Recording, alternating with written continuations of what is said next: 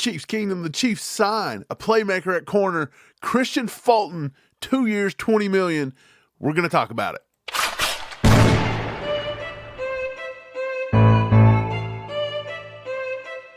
You're listening to All Chiefed Up.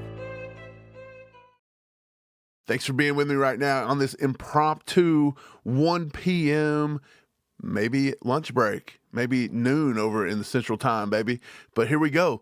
Chiefs made a move today after signing Elijah Mitchell and a new left tackle yesterday. Mr. Moore, the new left tackle. They go to a divisional rival, the Chargers, and get Kristian Fulton, corner. Ian Rappaport says Chargers standout Kristian Fulton has agreed to terms with the Chiefs, getting a 2-year, $20 million deal, upside to $20.5 million, with $15 million fully guaranteed. Deal done by Todd France of Athletes First. Guys, Kristian Fulton, he's a big physical corner, 5'11", 197. I remember when he come out in college, pretty sure they had him listed at 6 foot, 197. So that was his official. I guess he shrunk over time, I guess, but 6 foot, 197, really good arm length, almost 31-inch arms. He's got big hands, over 9-inch hands. They actually projected him to be an eventual starter. He actually turned out to be pretty good. The Titans actually drafted him in the second round there. But getting back to Kristian Fulton this past few years in L.A. with the Chargers, he looked really good. Like his career turned around a little bit. This was just last season. You can see on the right side all of the coverage grades. He was pretty high up. He had a few weeks right there, week 12, week 13 against Baltimore and Atlanta, where he kind of dipped a little bit. And then he dipped pretty bad versus Vegas down in week 18. And then I would say the wild card round versus the Texans wasn't the most groundbreaking corner performance you've ever seen or anything like that. But he is solid. He's a big, solid outside kind of corner guy. This is what he allowed in coverage last year per game. You can see on the right side, he did get flagged for a lot of penalties there midseason. He had 3 in one game, 2 in the next, 1 in one. So he got hit with about 7 penalties right there. That was a knock on Josh Williams. Not saying Josh Williams is better than Kristian Fulton. I think Kristian Fulton's a little bit more established than Josh Williams. So I will take this. I'll let you pause this on this screen if you want to look at all this. He only allowed, I want to say, 6 touchdowns last year, which seems like a lot, to be honest. It really does. But, I mean, he does what Spags needs him to do. This is his alignment. So when he lines up, he pretty much plays outside corner. This is over his career, outside corner. And this past season, or his rookie season, I want to say the rookie season, not this past season, sorry, misspoke. He played 114 in the slot, so he can play in the slot, but he's probably basically going to be an outside guy. So him, Jalen Watson, now you got a chance to put McDuffie down in the slot a little bit, which is what we kind of missed last year doing. And plus, with the Jalen Watson injury, you've seen that become a thing because they didn't really want to rely on Najee. They didn't really want to play Josh Williams. This is what he's allowed in coverage over his career. So you can see last year he did allow 6 touchdowns. He's allowed 17 over the course of 5 years. He's got 5 picks, 20 PBUs. So he does create a lot of PBUs, especially his second year. He had 11 that year.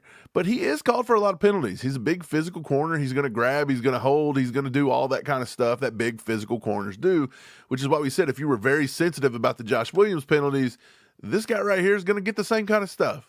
So if that's what you're sensitive about, expect it again. Expect it again. This is his season grades throughout his career. So you can see this was his best year coverage grade.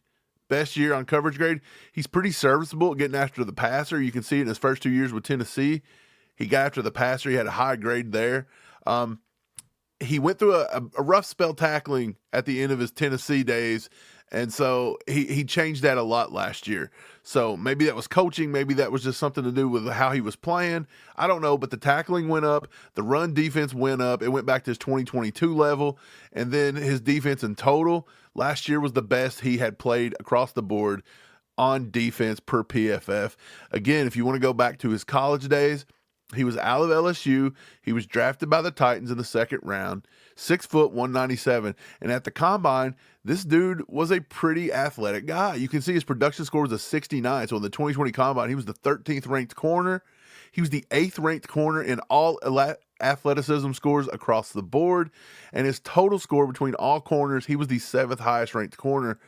He's not really lived up to crazy expectations, and this is why he fits right in the Kansas City Veach wheelhouse. This is what they like to do. They like to go out, take shots on guys that haven't got to their full potential, try to pull it out of them. And, they paid him $20 million. It's not the worst contract I've ever seen. He ran a 4.46 40, a 1.48 10-yard split, 35.5-inch vert, 10 and 3-inch broad jump, a 6.94 second 3-cone drill, and a 20-yard shuttle of 4.36.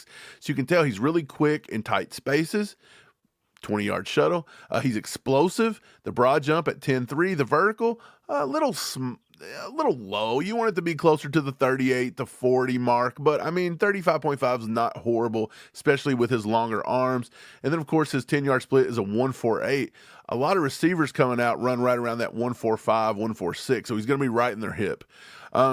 This morning, if you followed us on X, we released this. Our wish list for today. High priority was to restructure Jawaan Taylor. A lot of people freaked out about that. No, restructure. I thought we wanted to cut him next year. Yes, you can cut Jawaan Taylor next year, and you can save, $20 million, something like that. Or you can kind of add a year onto his contract, maybe 2 years, try to save some money, do this, do that. It's up in the air, really. What we just come to the conclusion of is maybe Brett Veach and Andy Reid aren't really like the fans and may not necessarily think they're going to get rid of Jawaan Taylor after next season. Who knows? That's still in the air, so we'll see. But we said re-sign Kareem Hunt. Thought that could be agreed to across the board. I thought Kareem Hunt deserves to be back here for one more year. Medium priority was to Trent McDuffie extension, and I also had medium priority sign Kristian Fulton, and I took it off. I took it off before I hit a tweet because why? I said, you know what? If they re-sign Trent McDuffie to an extension, they may not pay Kristian Fulton. And so I took it off. And then low priority, acquire Cooper Kupp. A lot of that, that's polarizing too. Obviously, that's why it's low priority. He's not the same player, different things like that. But Kristian Fulton was on our short list. Really liked Kristian Fulton. Again, I was going to put that up today. Didn't do it. Wish I would have. This is why nobody thinks that I know what I'm talking about, because I'll just get to the last minute and I'll frickin' backspace it right out, and there it is. That's just exactly what happens. Just the old Mike all chiefed up luck right there. But you know what? They'll focus on that Jawaan Taylor re-signing, won't they? Or that restructure. I get it. We don't think Jawaan Taylor's that great either. But when compared to everybody else, he actually upped his game in all metrics from his first year here to his second year. Andy Reid and them tend to value players that a lot of fans don't. I don't know if they're as down on Jawaan Taylor as the fan base is, so I'm just saying they may not cut him, especially if his play goes up again next year. So it is what it is. I thought that was a way you could figure out a way to save some money without digging into Kelsey's pocketbook. Mahomes, if you restructure that entire Mahomes contract or you sign him to something new, give him an extension, you can do it now. I'm pretty sure if you do that whole conversion to a signing bonus kind of thing, you have to wait till the new league year. So it has to be done after tomorrow, I think. You can start doing it, but you can't do it today. So that's why it wasn't on our today's priority list. But I will say, I will take a little bit of credit for Kristian Fulton. Even though I didn't tweet it, I know in my heart of hearts, I had it on there. Okay? And that's cool. So here's what I'll do. Pretty good. Let's finish the day up strong here. Let's get Kareem Hunt signed back, at least. I know a lot of people wanted some Kyle Juszczyk action. I like that. He is 32, 33. Not bad for maybe a one-year deal. But then that begs the question, you've got a lot of running backs in there. And I don't know if they're ready to give up on Carson Steele just yet. Kyle Juszczyk to Carson Steele, pretty big gap there for Juszczyk, I'm pretty sure, but I still don't know if they'll do that. And then signing Kareem Hunt, that would be like, that would be two more backs added today, along with Pacheco, along with Elijah Mitchell. So I don't know if they'll sign both of those. So Kyle Juszczyk might be a pipe dream for a lot. I know we did lose Samaje Perine. He went back to Cincy, so that's out of there now. So we have to figure out something there. I do like the Kareem Hunt signing. A lot of people didn't like that. They said don't like that signing. I wish we'd get him back for a year. I like the Kareem Hunt signing. Brandon says, I wouldn't touch Taylor's contract unless it's a pay cut. Well, that's kind of what I wanted to do. I thought maybe what you could do, because he restructured a little bit last year and freed up a little bit of cap. So you can't necessarily do the same thing. So I thought maybe if you added a year on or maybe 2 years on, again, you can leave it to where you can give yourself an out. Maybe not next year, but the year after. So maybe they keep Jawan Taylor till he's 29, instead of cutting him next year. Maybe they give him 4 years instead of 3. You can always still draft. You can always still develop. It was just an idea, trying to think of ways to get rid of some of that 80 mil, trying to get more cap room going. We got to figure out a way to get under the cap anyway. We've got literally till tomorrow. They got to figure that out. They're still adding people to it. So there has to be something in the works here. I don't know what it is that they've got in the works, but it is. We got Justin with a 10 bomb, baby. He says, where are they getting this money from? I thought they were over the cap. They are. So something's had to have happened here. I don't know if the cap fully is showing the elevated money that they're going to make from last year's season, because the cap always pushes up a little bit. I don't know if all the stuff that we're privy to on like over the cap or anything like that is completely, entirely up to date. And I'm sure the Chiefs are working out some contract stuff with some people in-house. Again, it could be Mahomes, it could be Kelsey, it could be Chris Jones. There was a lot of people you could choose from to try to restructure. I just started thinking about it, and I was like, I don't know if the Chiefs are so off on Jawan Taylor. I don't know if they're as off on Jawan Taylor as the fan base is. I really do not. No idea, but I went and looked, and he was up in every single metric. He's still a younger guy. This was just his first year in the league, and he's kind of been unfairly put under a microscope by the national media. And I think if that wouldn't have happened, people would have been okay with Jawan Taylor's play. Jawan Taylor was playing almost at a Pro Bowl level through the first half of the season. He went through a little bit of a slump, and then there at the end of the season, he kind of done okay. So we'll see how it goes. Appreciate the 10 bomb, Justin. Steve with a 10. Steve couldn't be here. Steve's getting ready to do something. He had to take his son to a doctor's appointment, and then he's got to go to work tonight, so it's just me by myself. So let's go Kingdom, show Mike some love. Appreciate you, bro. Be safe. Yeah, man, that's basically, it is what it is. Here we go. The Chiefs are still making moves. This is more than I thought they were going to accomplish, being over the cap like they were. At the end of the day, the cap just seems like a mythical figure if you know how to work around it. We've seen it. We've just seen it over and over with like the Bills and the Eagles and different things and the void years. And I don't know. It is what it is. But the Chiefs are making moves, man. I think signing the tackle yesterday was a good move, because I don't think paying that big contract that Dan Moore from Pittsburgh got was outrageous. I want to say that was up there around Jawan Taylor's contract. That thing was way too big, man. There is no way. If the Chiefs would have paid him that, I would have literally passed out in the grass somewhere outside. I would have laid in a hay bale, and I would have found a field, crawled in a hay bale, and just laid there and deteriorated. I couldn't take it. That would have been horrible. So I'm glad that they chose youth, and they gave it to where maybe after a year, 2 years, they can get out of the deal if he doesn't develop properly. It's a little bit of a stopgap. I would still like to see DJ Humphries in on a 1-year deal. Humphries on a 1 year would just kind of bring a little bit of stability to the position. You still got Kingsley, you still got Wanye, you still got a few guys that you can rotate in there. So I think they're okay. That was a good. I think from here out, look, you had to go get a corner. I thought you had to get a corner here. Kristian Fulton, I didn't really think they was going to shoot for Kristian Fulton. That's why I took him off the list. I was like, look, Kristian Fulton, maybe too big of a name, maybe a little too expensive. I just don't, they didn't feel like a Brett Veach signing. So I took it off the list. I was like, you know what? You can't just keep going with like my guys all the time. I already put that I'd like to go see Cooper Kupp, and we know that ain't happening. So I took him off the list, and I'll be dang if it didn't hit. Ain't that something, dude? Every time. It is what it is. I'm just an idiot and a slap nut myself, and I just had to hit the backspace button a few times,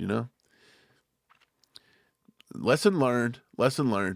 But, dude, they had to get the corner, because the corner was a position last year that a lot of fans freaked out about. They tried to address it by bringing in Steven Nelson. He never even seen the field.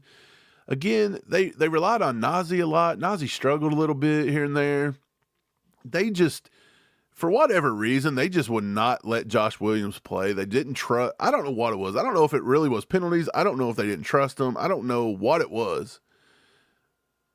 So they had to do something. And again, I think they've still got to sign Trent McDuffie. And every day that they're holding up on that, his price tag is going through the roof. It is going through the roof, man. People are just going nuts on the corner signing. So, yeah, it is. Sam says they can get $30 million from Mahomes' restructured contract at any time. Yeah, I'm not for sure what all everybody's talking about, because a lot of people are saying that they can restructure Mahomes, they can do this, they can do that. I was under the impression if they're doing that one specific thing where they keep converting something to salary to signing bonus, if they do that specific thing they've been doing for the last few years, they can only do that once per year, is what I thought. And so they did it last year after the 15th, so it has to be done after the 15th this year. So I was thinking that has to be done after the new league year. I could be completely wrong about that. I could be completely wrong.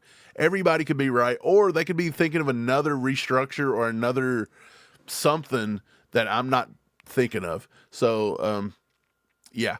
Slammin' Sam, baby, with the 2 bomb, says, which run stuffer do you want the Chiefs to draft round 1? Man, I was actually looking through some defensive tackles today.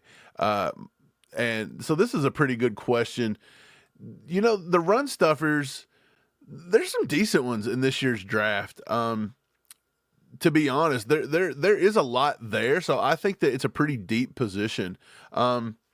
Walter Nolan out of Ole Miss. Now, the one thing I liked about Walter Nolan, I really did like him. I think that when it's all said and done, he could end up in the first round, top 20, top 25. That might be a little rich, but he's got all the tools. He stayed on the ground a little too much for me. He's big and strong, but he was on the ground a lot. But I do like his size. Mason Graham out of Michigan is just a really good football player. He's huge. Derek Harmon kind of shot up the board out of Oregon out of nowhere. Derek Harmon got pretty good size and everything. He played at a little bit of a higher weight when I think he was at Michigan State. I think it was Michigan State. Then he transferred over to Oregon. He was more of a run stuffer there. Then when he went to Oregon, he lost a little bit of weight. He got a little quicker. He got up the field more. He shot the gap more. He created more pressures, things like that. So I think Derek Harmon could be a guy you could look at. Tyleek Williams at Ohio State. There's a lot to like there, a lot not to like. But I like Shamar Turner, Alfred Collins, Cam Jackson. TJ Sanders is a little undersized. So Deion Walker out of UK could be a big-time run-stuffing kind of guy there. So there's a few names. I think if I had to pick right now, if he fell to the Chiefs, I would like Walter Nolan. I don't know if he's as much of a run-stuffer, though, as he's more of like a Chris Jones style of player. But I appreciate the 2-bomb, Sam. Appreciate you, brother. Thanks for watching. Thanks for being here. Yeah, man, I'll get to the chat for just a few minutes and then I'm going to jump off here. But yeah, the Chiefs, you can see it at the bottom of the screen. 2-year deal with Kristian Fulton for $20 million. It's upsides to 20.5, and they're giving him $15 million guaranteed. So it's a pretty decent sized contract. I mean, it's not the worst. There's a lot, you know, they could have overpaid for somebody like I was seeing today, people were saying maybe something about Mike Hilton. Man, that's the kid from the Bengals, involved in the Burrowhead stuff. I don't want it. I think he was involved in some of that, like on the sideline. I don't want to accuse him of anything. Chris White says he loves Deion Walker, Kentucky defensive tackle round 2. Yes, he's a round 2 guy. Possibly could slide into round 3 the way it's going. But yeah, he's a big dude, big body. He's pretty agile, pretty swift on his feet. So I really do like him as a pick there. So that would not be bad. Bosco says Chargers fans said this guy's trash, gets burned a lot. Well, I brought up the statistics here. I'll bring them up one more time for you. This is what he did last year. Let me move that comment off the screen. This is what he did last year. I'll bring this up for anybody that's just joining us.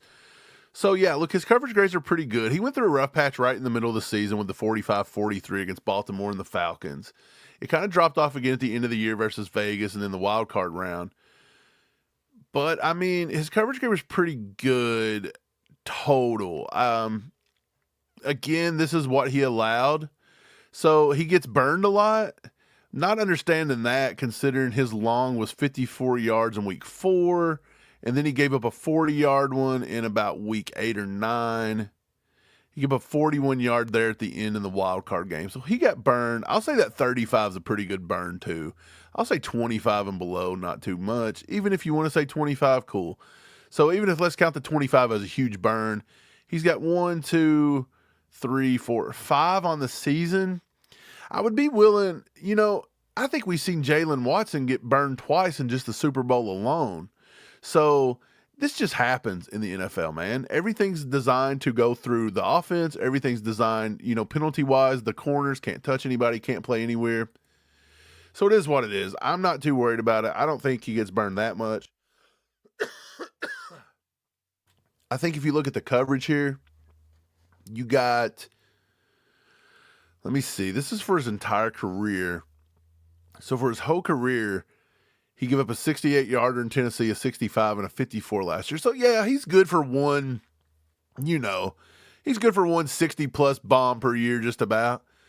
But I mean, isn't any corner, to be honest, if you're an aggressive corner, a big corner that plays a lot of bump coverage, it's at some point you're going to come up and you're going to face a guy that puts a move on you, or you're going to face a guy that the quarterback pump fakes you out, you bite on a run, you slip, you do something.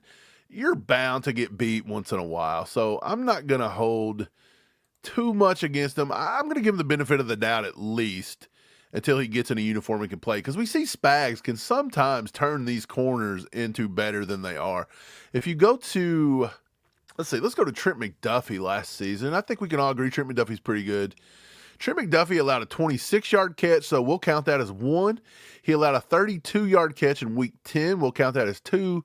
He allowed a 29-yarder in week 13. That's 3. He allowed a 30-yard catch in week 16. That's 4. He allowed a 41-yard catch in week 17. That's 5. He allowed a 35-yard or 34-yard catch in the conference championship, and I'll say that's 6. So going through McDuffie, you can find 6 burns there. And you also have a lot more on McDuffie's list, in my opinion, that are in the 20s. He has 1 at 22, 1 at 24, 1 at 21. So McDuffie, and here, I'll bring this up for you so you just don't think I'm being crazy or just talking out the ass. But let me bring that up for you here. Here it is. So you can see right here, McDuffie got burnt here for 26. He got burnt here for 32, 29, 30, 41, 34, 22. McDuffie over the last 5 games got burned a lot. 30, 41, 24, 34, 22. And again, at the end of the day, not a big deal because there's your long. That was your long. But this is the total yards. So 59, 56, 60, 64, 53 here. So look, he gave up 30 out of 53 on one play, 41 out of 59, 24 out of 56. He gave up half of it on this, half of it on this. So I think that goes to show that, yes, you can be burned for one play. The rest of the time, you can be pretty consistent. So I'm not really going to worry about it that much, in my opinion. Let's let Kristian Fulton get in here and play a little bit. Let him get under the Spags tutelage. Let him play with Dave Merritt a little bit. I think they could really up this guy's game. I think there's a lot of potential. A lot of potential with Kristian Fulton. I'm very pleased with the signing. I like the signing a lot. I almost like it as well as I like the running back signing. I thought Elijah Mitchell, if you haven't watched our video from yesterday, go back and watch that. We touched a little bit on Elijah Mitchell and more. I like the tackle signing. I didn't think you could swing for the fences. There was really nobody to swing for this year. So kind of getting a guy that played under Trent Williams with the 49ers line coach blocking scheme. They teach linemen pretty good techniques and stuff there with their system. Now, I know Shanahan doesn't run the same exact kind of offense we do. So, I mean, it's a little different, but the core concepts are kind of the same. You got to be athletic. And so he's athletic. He can do what he needs to do. He was cheap. They can get out of the contract. And what happens if he comes in and he looks really, really good and we can extend him into his 30s and you found your left tackle? So I think it was that was the guy I preferred for the Chiefs to sign, 100%. I didn't think Morgan Moses, anybody like that. There's no point in going out and doing that again. So I like the left tackle signing. Elijah Mitchell, he's got some speed. He's got a little wiggle and jiggle. He's got a little burst. He had it in college. He's been injured a lot, but here's what I'll say. He does provide some flashes of speed and being able to just have a nose to pick up positive yards. If they can keep him healthy, Elijah Moore can also catch the ball out of the backfield pretty well. So I kind of like the Elijah Moore thing. Maybe they went back to the San Francisco well, grabbed Jerick McKinnon. That's how he finished his career. Maybe they'll be able to do it with Elijah Mitchell. Never know. But I do like Kristian Fulton signing. I really do like this one. I think I mean, I think the kid can play. I think now look, he does have a few. I want to bring this up, and it may not have no bearing on anything, but he does have a few concerns, or at least he did when he came out of college. He was suspended in 2017 from his football team for falsifying a specimen on a drug test. So I know that the drug testing and things like that has got a little lax nowadays. Since 2017, it's almost been 10 years. Things have changed a little bit. But he was in a little bit of a character problem, switching stuff out when he was, back in college. So could there be a little inkling of still a little rebellious, a little bit of a attitude, a little bit of something there? It's possible. The Chiefs have been known. So if y'all wake up in a year and this cat got arrested in the offseason in Texas somewhere, don't be surprised. Shout out Texas Police Department that cleared our boy Xavier Worthy for being extorted. Okay, shout out. So yeah, he's got a little bit there, and I do think that has to be talked about. And look, back in college, his routes, like when they run routes on him, they could shake him, they could separate. I remember him coming out. His hips wasn't the best. They really weren't. He didn't shadow people in the route stems very well. He was very slow to react to the quarterback sometimes. So there was certain things that caused him to get into round two, because I remember at one point he was a round one projected guy. So, I mean, his athleticism made up for it, though. He was a big time. He's good, big physical outside corner. Really good athleticism, pretty good footwork, if I can remember. I do remember that he will go for the play a lot, so that does lead to getting burned. We covered that, but I remember he would kind of shoot for plays a lot, and he would drive on the ball a lot to help out the short passing game and come up in the run game. He's not afraid to stick his nose in there. So I do think Kristian Fulton's a pretty good signing. So I'll go back to that. So what's that leave on the wish list for the day? The wish list for today, we'll look over the restructured Jawan Taylor again. I wanted to get off the $80 million somehow, but I totally get everybody's reserve on maybe extending this guy for a year or two, and just because a lot of people just want to cut him and move on. And I mean, I'm there too. On some days, I'm completely with you, man. Some days, Jawan Taylor irks me to the core, man, and just the penalty thing and just the narrative that it brings, it really bothers me. But then that's an emotional response. And then when I take a step back, I'm like, look, the Chiefs brought him in because they liked his athleticism. They liked his upside. He looked shaky in year one with the Chiefs. In year two, he got better across the board. His run blocking went up 20 or 30 points. His pass blocking went up. His penalties did go down last year. It was minimal, but they went down. I think they went down from 23 to 19. So he got a little better there. He's making strides to get a little better. So my point is we all just think, oh, well, after the third year, we're cutting Jawan Taylor. Not so sure. The Chiefs wasn't so quick to cut Sky Moore. The Chiefs wasn't so quick to cut Kadarius Toney. It took a little bit longer than fans wanted. The Chiefs haven't been so quick to cut a lot of these guys. So they value players a little more than fans do for specific reasons. And I think Jawan Taylor could be on there because he's not a top tier right tackle in this league. He's not a premier right tackle. I know Brett Veach paid him like it, but he's not a premier right tackle. But he is a serviceable to very good right tackle when he's playing well. So I know he's got games where he wants to play like trash, and he's got games where he plays like Superman. But I think his balance falls somewhere between that like mid-tier 14 to 20-ish rated tackle. And I mean, on most times he's up at the 14 mark, pushing into the top 10 sometimes when he's really good. So if he were to come out this year and actually get better and improve his run blocking and his pass blocking again this year, and maybe pull his penalties down again this year, I don't know that the Chiefs will cut him. I don't know if they will. So my thing was, if you could restructure and add maybe 2 years on, maybe make it to where down the road the contract's a little more heavy and here it's a little less, and maybe you now restructure, or you get the cut year from year 3 to maybe year 4, and then you give them 4 solid years in Kansas City. I don't know if they're opposed to that. Again, I don't know if I love it either. So it's just a suggestion. I do want to see Kareem Hunt sign, though. I would love to see him back. Let's get McDuffie extended to go along with our Kristian Fulton. And just for fun, let's go out there and get our boy Cooper Kupp today, shall we? Let's go get him. Let's get a 7th round pick. Look, if if the cat from the Jags, what was his name? Christian Kirk. I'll get it right in a minute. Kirk and Cup. My brain was about to break. A K with 4 letters. That's what we're going for. But if Christian Kirk can go for a 7th round pick in 2026, let's offer the same in 2026 for Cooper Kupp and see if they'll take something before they get him off the market. I'm sure they announced that yesterday because they want people to throw some stuff out before they have to cut them. They want something out of them. It's a pipe dream. It's not going to happen. The same way we weren't going to get DK, but look, I think we need some new players in this offense. I think we need some spice. I think we need something different. It's got a little stale. We'll see. People may not agree. That's fine. That's your prerogative. Love it. Glad you have it. But yeah, Stanley says get Cooper or Diggs.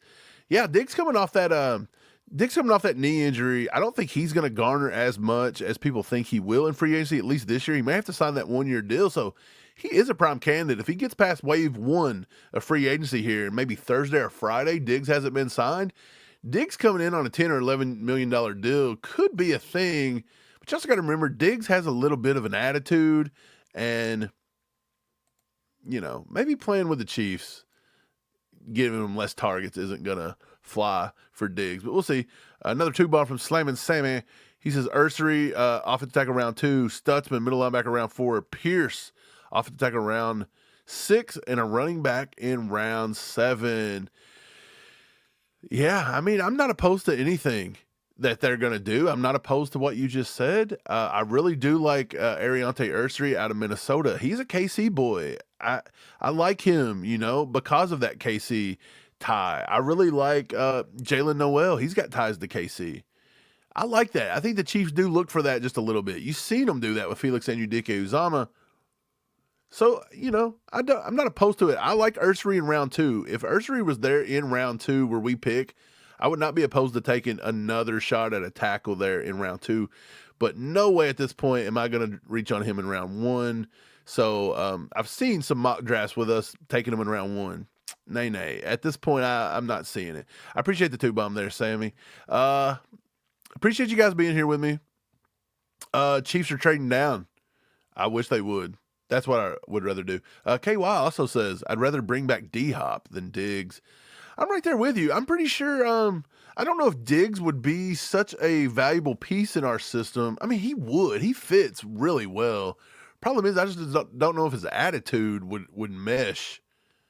If he can put his attitude away and just try to come in and win a Super Bowl, kind of like you've seen D-Hop, which D-Hop, people always say he's a prima donna and all that stuff, but D-Hop's never been that bad. And you've seen it this year. He kind of took Worthy under his wing. He was pretty good. I mean, he done everything we asked of him and more. I thought D-Hop was fine this year. I do like the D-Hop thing. He is getting a little older, though, I'll say. And then I'm just afraid I don't know if the Chiefs are going to use him. But it is what it is, man. We're going to be back with a little bit. If the Chiefs make another move today, we'll try to get back on. Steve does work tonight. So, I mean, if the Chiefs make another move, I'll jump back on here and talk with you guys for it and talk you guys through it. Try to give you as much info as I can. Again, if you missed any of those graphics, go back, pause it on those. Take a look at Kristian Fulton. Check out where he lines up, what he does, how you think he'll integrate into this defense. Let me know in the comments. Appreciate you guys for being here. Appreciate you guys watching. And if the Chiefs do anything else, we'll be right back at it. So I will catch you guys on the flip. Go Chiefs.